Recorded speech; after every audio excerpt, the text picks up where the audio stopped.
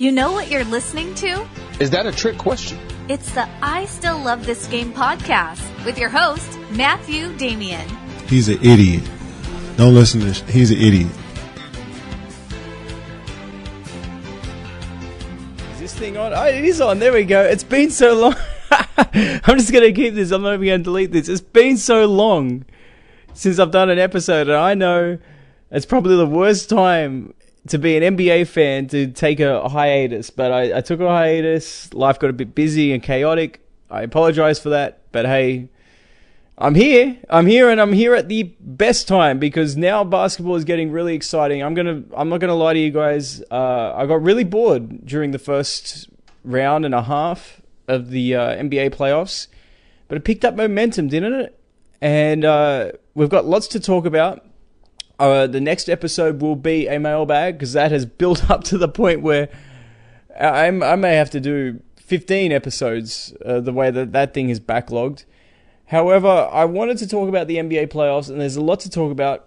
More specifically, I don't want to talk about the first round because we didn't really see great matchups in the first round, but we saw some excellent matchups in the second round. And I'm going to begin with what a lot of people are calling the unofficial NBA Finals. And that was the Rockets and Warriors. And there was a lot of reaction. I didn't get a chance to... I don't watch cable TV. And I didn't get a chance to really read all the emails. But a lot of people were calling out James Harden and Chris Paul. And a lot of people were laughing at me too because I picked them. I picked the Rockets to win. And yes, I was wrong. However, when Kevin Durant went down, I was not surprised that they lost Game 6. And I know that's probably easy to say in hindsight. You're probably thinking, oh, he's full of it. I'm really not. And the reason I'm not is we have seen this before. Do you guys remember just prior to the Kawhi Leonard, Zaza Pachulia situation, which we will talk about later on when we talk about the Raptors. But just prior to that, it was Game 5. There was a game that Manu Ginobili blocked James Harden. It was in San Antonio. The series was tied at 2 games apiece. James Harden was actually playing fairly well, but Manu Ginobili, in his last great moment, blocked James Harden from behind on a potential. I think it was a potential game winner. It could have been a potentially game tying shot. And then Kawhi Leonard. So that put the Spurs up 3 games to 2. And this is before LaMarcus Aldridge really embraced his role or felt comfortable in San Antonio. And but Kawhi Leonard missed Game 6. And we thought, oh, it's a foregone conclusion. We're going to see a Game 7 in San Antonio because without Kawhi Leonard, they'd be history, right? Well, no, we saw the exact same situation develop between, as what we'd seen, what we just saw in Game 6 between the Rockets and the Warriors. And in that situation, it was the Spurs that came out, and they were the ones that looked desperate. They were the ones that looked like they were, quite honestly, facing elimination. And that's the type of intensity you need to close out a game, but you need to match it, obviously, if you're trying to stay alive. You have to not just match it, you have to surpass it. And we saw none of that. The Rockets looked lackadaisical. They looked bored. They were getting beaten for loose balls. They were getting beaten for offensive rebounds. They weren't making the hustle plays. They weren't making the extra passes. And I'm not surprised they lost. I'm really not surprised they lost. And I would not have put money on the Rockets in that when I heard that Kevin Durant was injured. And that's just because I just wasn't surprised. We've seen this before. And if I've seen it before, you're going to have to show me otherwise. Otherwise, I'm not going to be surprised. And people are talking about James Harden needs more help and all this. That might be true. But Chris Paul has this team handcuffed now. They're not going to be able to trade Chris Paul. So they're stuck with him.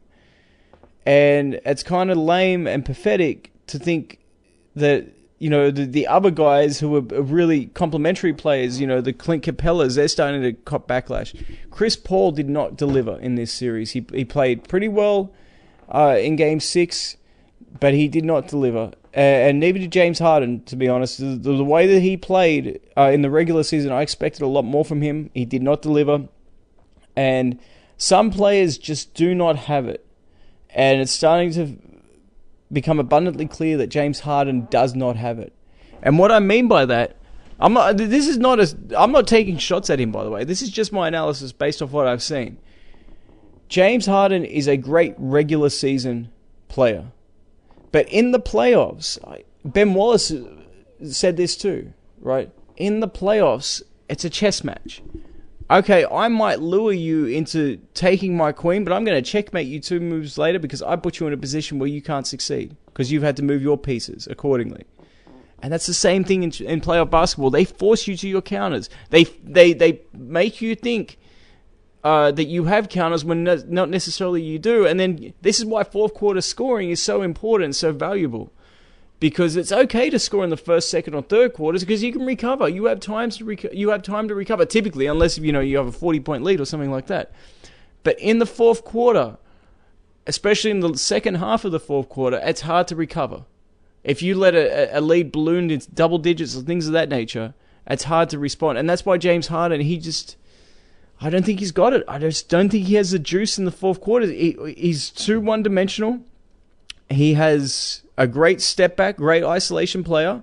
But if you're going up against the Andre Iguodala's, you're going up against the Kevin Durant's, the Klay Thompson's, players that aren't afraid of playing defense, what else has he got? Maybe a high pick and roll, which just creates another isolation play, unless you've got Clint Capella coming to the rim. So that he doesn't have, he can't go into the post. We haven't seen him post up. We haven't seen him do anything like that. His game is all 3-pointers, step back threes typically, or getting to the foul line or getting to the front of the rim. There's nothing in between. That's all he's got. So when you're that limited offensively, it's just a matter of time before you're exposed in the playoffs, because teams will identify those weaknesses and identify those strengths and play you to those weaknesses. So, I mean, you would have thought that he would have learnt that by now, given his history in the playoffs. And Chris Paul too, by the way. Chris Paul has a worse playoff record than maybe anybody if we're talking about top 5 at their positions all time. I don't even have him in the top 5 point guards of all time. But a lot of people do. So if we're putting him in that level, if we're talking top 5 players all time at their positions, Chris Paul at any position has the worst playoff record of them all. Maybe you can say Dominic Wilkins, but I don't have him in the top 5 of my small forwards. So I'll stand by that statement. And we thought the window had closed on the Rockets last year. It's definitely closed now. There's no ifs, ands, or buts now. It is over, because it's clear that the structure they have, the style they have, is not necessarily suited to playoff basketball. And when you think back to last season and the success they actually had against Golden State, they completely scrapped their game plan mid-series. And they went to a much more defensive-minded and orientated game plan. And that really shook up the Warriors. And that went from a situation where the Warriors were on the verge of being up 3-1 to the Rockets going up 3-2 in a blink of an eye. And then, of course, Chris Paul got injured. So it's clear to me that the Rockets need to rebuild. I mean, you could have made the argument for them doing it last season, but there's just not a whole lot of opportunity out there, unless if they're able to come up with some kind of blockbuster trade. I mean, who's tradable on that team now when you look at those contracts? Even the younger players, such as Clint Capella, his contract's almost untradeable for what he actually produces. And there's always the question, well, okay, even his numbers, those numbers might be inflated because he's playing alongside James Harden. We don't know if he's actually, whether this could be, a Harrison Barnes situation or something like that, where the numbers just go up and through the roof, or Andrew Bogut when he went to Dallas, for example. And before you know it, you realize what you have. DeAndre Jordan is another good example. So it's an interesting situation, especially when you look at the free agents that are lining up in this offseason, and a lot of them are considering going out west. And you see a lot of younger teams coming through, like the Denvers, like Portland. You've got the Clippers, who have got a lot of cap space. You've got the Sacramento Kings, a lot of young talent there. Dallas, a lot of young talent there. So if you're Houston, I think it's you've got to face the harsh reality of it, that window is shut. This was their last chance, and they blew it. They really blew it, because from a talent standpoint, with Kevin Durant out, they should have grabbed this game. They should have at least forced a Game 7. And the fact they didn't shows that there is a significant issue when it comes to the culture of this team and whether the self-belief of whether they can actually get this done. Because you think about the past championship teams, especially the underdog ones, like the Detroit Pistons, for example, or the Houston Rockets, for example, or the Dallas Mavericks in 2011, or the Miami Heat in 2006, or the Detroit Pistons in 2004. You think about those teams. Even the Chicago Bulls, with Jordan prior to them winning in 91. Those teams would not be denied. They refused, and they would go down swinging. What we saw in Game 6, that was damning. I think it's done. And speaking of done, I would like to move on now, and let's talk about the Blazers and Nuggets. That was a very entertaining series. I didn't watch all the games live because on Eastern time, so a lot of these games are starting late, and I have to wake up early in the morning. So, some of those games I was catching it, in the middle of the day or whatever, but I still watch them. And first of all, I'm very, very encouraged. That's the word I'm looking for. Encouraged by what I see in Denver, and we'll talk about that in a minute. But let's talk more about the series specifically.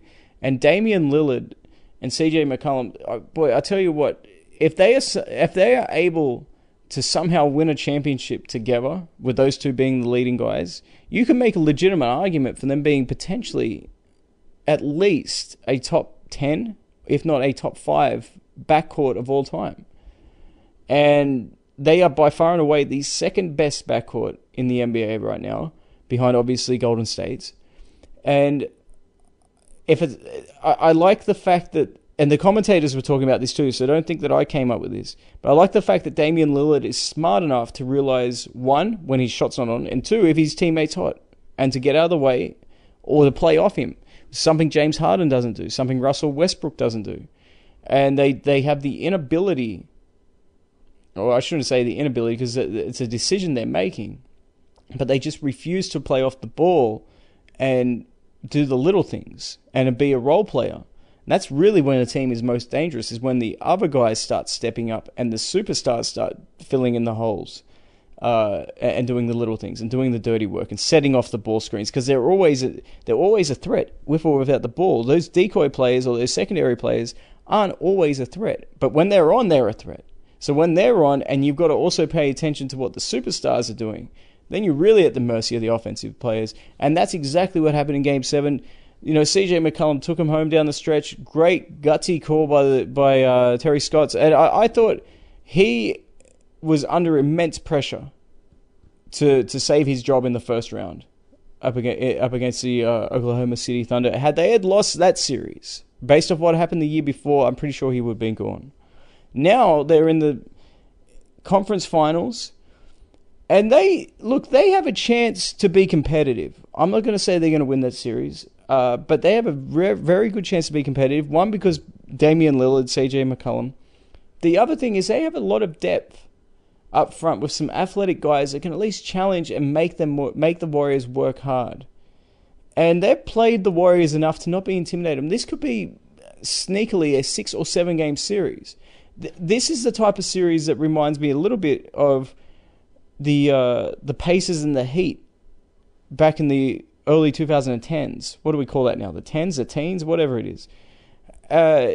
When we saw Paul George emerge, when we saw Roy Hibbert actually play very well, we saw Danny Granger play well as well. I don't think David West was on the team just yet. I think he was on the second time they played, but not the first time. I'm talking about the first couple of times they played.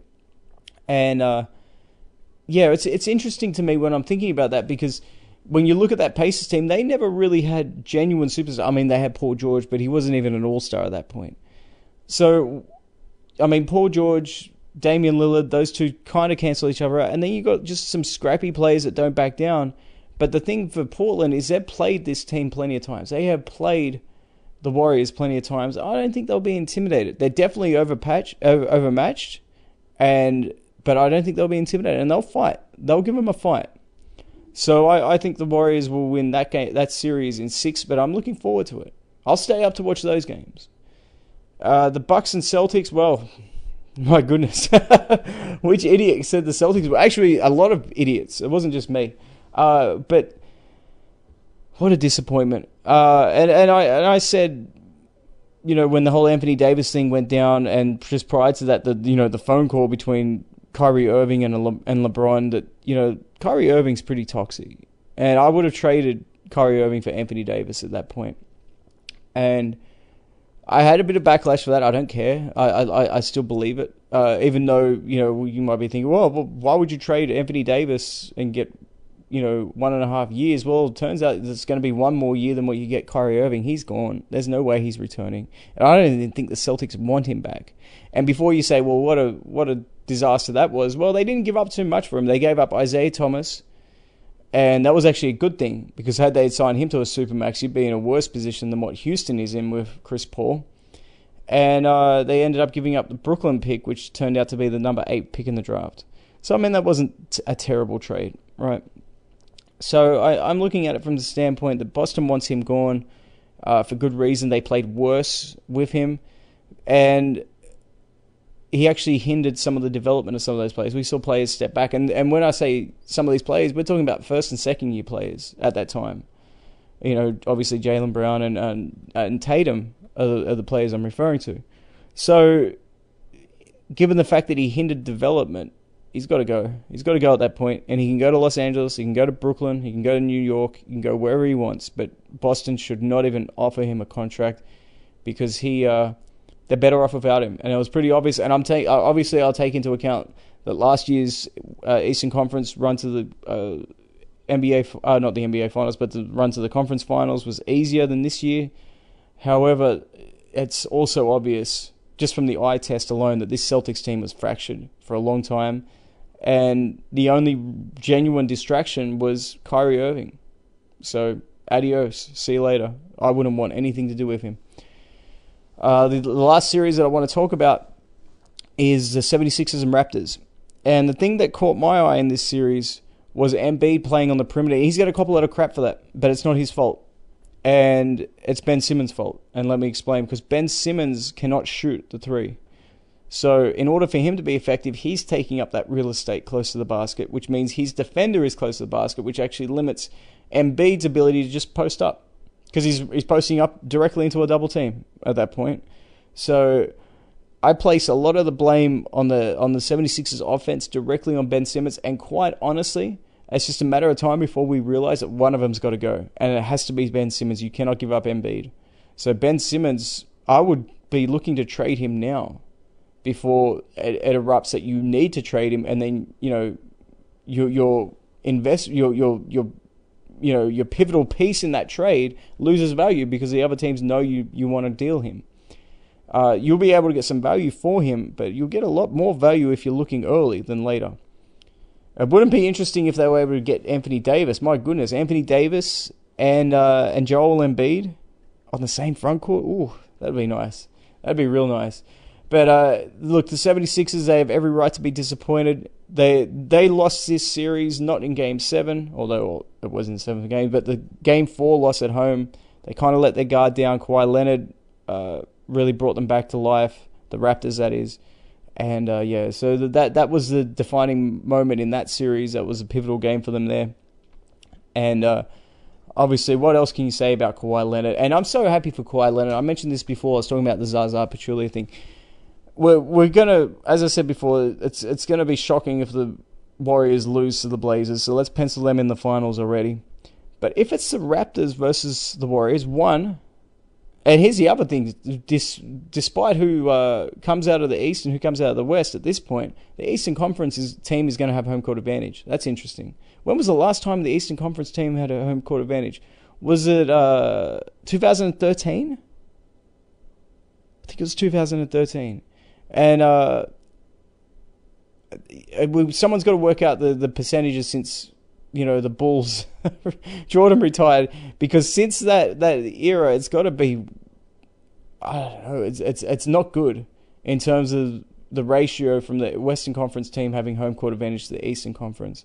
But the point I want to make is even more significant. And if the Raptors play up against the Warriors, then we will see a shot at redemption for Kawhi Leonard. Because I started to talk about this a little bit, but then I had to catch myself because I wanted to talk about this later on. think back to 2017. Was it 2017? The first year with Kevin Durant. And Kawhi Leonard and the Spurs are playing, after they eliminated the Rockets and James Harden, they're playing the Golden State Warriors. Zaza Pachulia, in one of the dirtiest plays I've ever seen in my life, and I've seen some dirty plays, but to close out somebody and then take another 3 or 4 steps to ensure that you get both feet underneath the guy so he lands on your foot and then he turns his ankle as badly as he did and was out injured, that's horrific. And the fact there was no response by the league is unbelievable. But think back to that. The Spurs were up by, 15, 16 points at that point, and they were really putting a number on them. If you think back to the start of that regular season too, with, I think it was Jonathan Simmons having a hell of a game, and this is the first game for Kevin Durant as a Golden State Warrior. The Spurs killed him by about 20 points. So they were quite a confident team heading into that series. And Kawhi Leonard was playing well in game 1. Once he was injured, that was it. That series was over and they were swept. This is an opportunity for Kawhi Leonard to show that, hey, I'm right there. And if he hasn't shown that already. So I would love to see the Raptors advance just for that. And also, there's only so much pain a team can endure. And how many times have we seen the Raptors underachieve in the playoffs? And now we might be starting to see them overachieve in the playoffs, which is cool to see. But before we get ahead and talk about the NBA Finals, think about this for a matchup. Giannis versus Kawhi Leonard. That's going to be so much fun to watch. These two will guard each other as well, unless they get into foul trouble. I love it. I absolutely love it. It's going to be fun I'm looking forward to that series, maybe even more so than the West Finals. So I hope the Raptors win because I would love to see Kevin Durant go up against Kawhi Leonard, and let's see how good Kawhi Leonard really is, because he's put up huge numbers up against, what was it, Orlando? Was it up against Orlando the first round? I'm pretty sure it was Orlando. Yeah, because it was the Nets versus Philly. So he put up big numbers up against the Magic, and then he also put up obviously big numbers up against Philly, but neither of those two teams are very good defensively on the perimeter. Now he's going to be tested. So let's see what he can do, what kind of production he can put up there. I am loving the idea of Kawhi Leonard. Okay, you want to prove that you can win a championship. You won it with Tim Duncan. You won it with Tony Parker, Manu Ginobili, Greg Popovich. Now let's see you go through Giannis and then Kevin Durant, the two best players in the league, maybe not named Kawhi Leonard. Let's see it. And the challenge is in front of him, and let's see how he responds. Because I think it'll be fantastic, and I'm really excited to watch that. Now, the flip side of all this. I don't think you want an NBA Finals prediction, by the way, based on what look, if you guys want a prediction, I've got to say the Warriors. I do. As much as I don't like picking them because it's an easy pick, right? And I'll look for a reason to not pick them because it's an easy pick. I can't go against them. But make that of what you will, because I didn't pick any of these 4 teams making the conference finals when the playoffs started. So, well, the fact that I picked the Warriors winning, maybe that's the reverse jinx that they were looking for. Well, maybe the rest of the fans are looking for, myself included. Now, we got to ask some questions now of what's next for the Rockets. I said before that, look, they got to rebuild, but it's going to be a long rebuilding process because it's going to be hard to extract. It's kind of like a wisdom tooth that won't come out. It's going to be a long, painful journey of getting rid of some of those contracts. The Celtics, what I would do is get rid of Kyrie Irving. I would look to trade Gordon Hayward as soon as possible, as well as get rid of some of those other contracts to some of those tradable players like Marcus Smart, for example. They've got to go. And you've got to build exclusively around your young core, because the Eastern Conference is getting better almost on the daily, right? Especially when you consider the Indiana Pacers with Oladipo will be sticking around as well. I mean, we didn't get a chance to see them in the playoffs, but they're a much different team, obviously, with Oladipo. And then, who knows what happens in the offseason with the New York Knicks throwing money around. Maybe they bring in a Kyrie Irving. Maybe they somehow get a Kevin Durant. Who knows? But the potential is there without question. But if I'm the Boston Celtics, I've got to look at it from the standpoint that can I win a championship with an aging Al Horford and Gordon Hayward and Marcus Morris? Probably not. So you got to build. You have to rebuild, and it's going to be a much smaller rebuild than say the Houston Rockets. But that's what I would go for. And then of course the Denver Nuggets. I said how what a bright future they have, and it all starts with the coaching, and they've all bought into the system. You can't say enough good things, really. I don't think they're going to attract big free agents, but one or two small pieces, like a Marcus Smart, if he becomes available, that would make all the difference in the world. And then, of course, the 76ers. I mentioned before that you've probably got to get rid of Ben Simmons at some point. Why not do it earlier? You don't want what happened with Fultz, where you end up getting virtually nothing in return. So do it now when his value is at its highest, and see what you can bring in. You don't need to bring in other superstars either, because you have enough star power there. You have, obviously, Embiid. You have Harris. You have Jimmy Butler, if he resigns. You have that. And also a coaching change might be in order too, because if it's not the players, then who is it? It's got to be the coach, because the talent should have gotten there, but it just didn't match. So, interesting stuff. I really don't know what else to say now. I've been talking, but I don't know. Let's have a look. It's been a while. 26 minutes. It feels a lot longer. Well, I'm really rusty. But guys, I do apologize for the hiatus that I took. I'll be trying my best to be a little bit better with this. Let's aim. Let's try and make this happen. Let's try to get it. So I'm doing a podcast after each game, but not single game. So after both game ones are played, then I'll do one. Then after both game twos are played, then I'll do it. Let's aim for that. Let's take these small steps back into a regular schedule. But I appreciate your patience. I do enjoy doing the podcast. You guys are great. I will get to all your questions. I'm not going to lie to you. I haven't read them all. I know that there's going to be some crap ones in there. But I do appreciate everything. I'm still PO'd at the Hall of Fame. I will not be watching it or anything of that nature until Ben Wallace, Chris Webber, those guys get in. I still can't believe Vlade Divac got in over those guys. My goodness. And they're meant to be the basketball savants, the basketball historians. You've got to be kidding me. You've got to be absolutely kidding me. But we'll be doing some watch-alongs as well. I've got Game 6 of the 98 Finals coming up. That's already been recorded. Just have to put that up, render it out.